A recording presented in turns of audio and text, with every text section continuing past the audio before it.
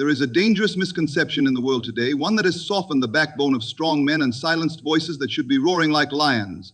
It is the idea that kindness means weakness, that to love others means to tolerate all things, accept all things, and never resist what is wrong. But let me tell you, kindness is not the absence of strength.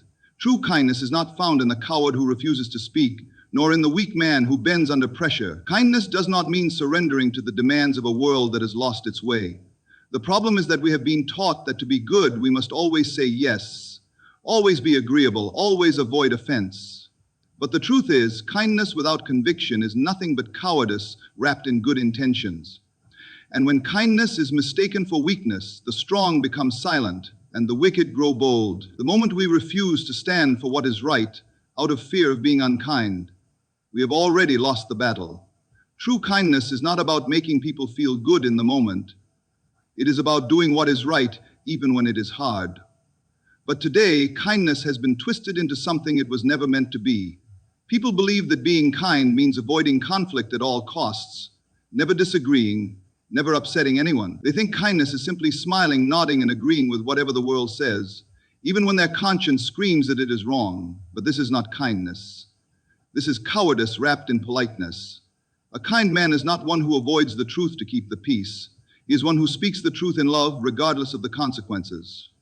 True kindness requires courage because it often demands that we go against the crowd. It means standing firm when others waver. It means telling a friend they are walking toward destruction, even when they may hate you for it.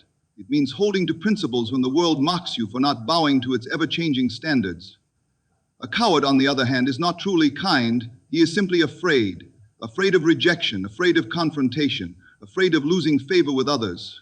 He wears the mask of kindness not because he cares for others, but because he fears them. The coward would rather let a person destroy themselves than risk offending them. He would rather be liked than be truthful. He would rather watch evil thrive than take a stand that might cost him his comfort. And yet he calls this kindness. He tells himself that he is keeping the peace, that he is being understanding, that he is being gentle. But there is nothing gentle about watching someone walk into ruin without warning them. There is nothing loving about standing by while deception spreads unchecked. There is nothing kind about allowing wickedness to flourish simply because speaking out would make you unpopular. True kindness does not mean agreeing with everything to avoid confrontation. It does not mean remaining silent when something must be said. It does not mean letting wrong go unchecked for the sake of keeping the peace. True kindness requires a backbone. It requires the willingness to make people uncomfortable if necessary. It requires the strength to love people enough to tell them what they need to hear, not just what they want to hear. Many people today believe they are being kind when in reality they are simply afraid.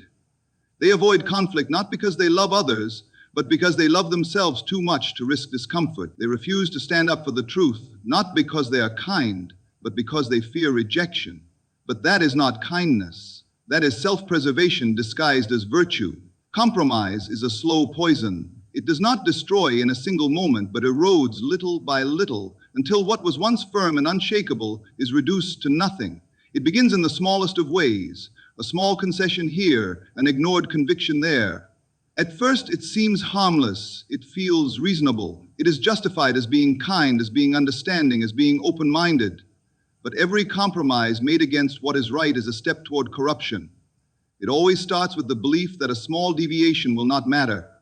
A man tells himself that bending the truth just once is not a big deal. A leader believes that tolerating a little wrongdoing for the sake of unity is wise. A society convinces itself that accepting a minor evil is necessary for progress. But corruption never comes all at once. It comes when people slowly chip away at what is right, allowing what is wrong to seep in like a slow-moving flood. At first, it is easy to justify. It's just one time. It's just a small thing. It's just to keep the peace. But that one time becomes two. That small thing becomes bigger. And before long, what was once unacceptable becomes normal. What was once evil becomes tolerated. What was once condemned becomes celebrated. And by the time people wake up to what has happened, it is too late.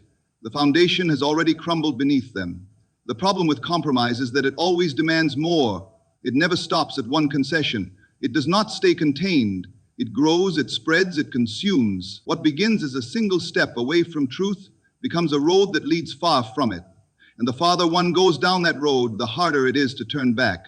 A man who compromises his integrity once will find it easier to do so again.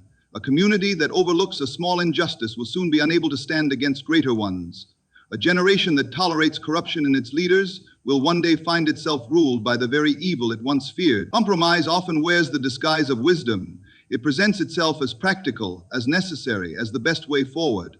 It whispers that standing too firmly for truth is dangerous, that unwavering conviction is too extreme. It convinces people that yielding just a little will allow them to keep the greater good intact. But this is a lie. The moment a person, a community, or a society begins to trade truth for convenience, for comfort, for the approval of others, corruption has already taken root. And once that root is planted, it will grow, twisting its way into every corner, until nothing of the original strength remains. There is a reason why history remembers those who stood firm. It is because they refused to compromise, even when it cost them everything. But history also remembers those who caved. It remembers the ones who gave in, who justified the wrong, who excused the inexcusable, and every time the pattern is the same. Compromise leads to corruption, and corruption leads to ruin. Real love is not soft, it is not passive. It does not look the other way when destruction is near. True love is strong, unshakable, and willing to correct, even when it is difficult. Yet in today's world, love has been reduced to nothing more than blind acceptance, an emotional feeling that avoids discomfort at all costs. People have been deceived into believing that if you truly love someone, you will never challenge them, never question them, never tell them they are wrong. But this is not love, it is negligence disguised as kindness. Imagine a father who sees his child walking toward the edge of a cliff but does nothing because he does not want to upset them. Would we call that love, or would we call it cowardice? Love does not stand by while someone destroys themselves. It does not sit in silence while a friend walks toward ruin. It does not ignore the truth for the sake of keeping the peace. Love is willing to speak, even when it costs something. It is willing to correct, even when it is uncomfortable. It is willing to endure rejection, misunderstanding, and even hatred if it means protecting someone from harm. Yet we live in a world where correction is seen as cruelty. People believe that telling someone they are wrong is an attack, that holding firm to a standard is judgmental, that confronting sin is hateful. But love that refuses to correct is no love at all. It is weakness. It is self-preservation. It is the refusal to bear the weight of responsibility for another person's well-being. And in the end, it is nothing more than selfishness, because it prioritizes one's own comfort over the good of another. Correction is not easy. It is not always received well. It may cause friction. It may create conflict. It may bring pain. But true love does not avoid these things. It embraces them when necessary. A man who truly loves his brother will warn him when he is in danger, even if it costs him their friendship. A leader who truly loves his people will stand for truth, even when it makes him unpopular. A father who truly loves his children will discipline them, even when it breaks his heart to see them upset. And yet, many today have abandoned correction in the name of love. They have allowed their friends, their families, and their communities to fall deeper into deception because they were too afraid to speak. They have mistaken silence for compassion and tolerance for virtue. But the greatest tragedies in history have never come from too much correction. They have come from the lack of it. Evil flourishes not when it is confronted, but when it is left unchecked. And when love refuses to be strong enough to correct, destruction is inevitable. Love must be willing to endure the pain of confrontation. It must be strong enough to bear the burden of rejection. It must be unwavering in the face of resistance. Because real love is not about making people feel good. It is about seeking their highest good, even when they do not see it themselves. And sometimes that means saying the hard things. It means standing firm when they want you to bend. It means refusing to back down, even when the world demands that you do. There is a dangerous kind of kindness that does not come from love, strength, or wisdom. It comes from fear. It is a kindness that surrenders to evil in the name of peace, that bends under pressure to avoid discomfort, that allows deception to spread under the illusion of tolerance. And make no mistake, the enemy knows how to use this false kindness to his advantage. He has always done so. Look at history. Every time deception has taken root, it was not because evil stormed in forcefully. It was because good men stood by, afraid to offend, afraid to confront, afraid to stand firm. The greatest victories of the wicked have never come from their own strength, but from the weakness of those who refuse to resist them. It was not the aggressiveness of the enemy that allowed corruption to take hold. It was the passivity of those who should have spoken. The enemy knows that he does not need to fight those who will not resist. He does not need to force his way in when the doors are already left wide open.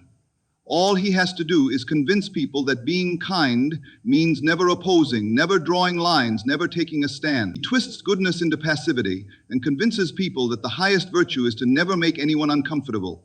And once he has done this, he has already won. There is nothing the enemy loves more than a kind man who is unwilling to fight for what is right.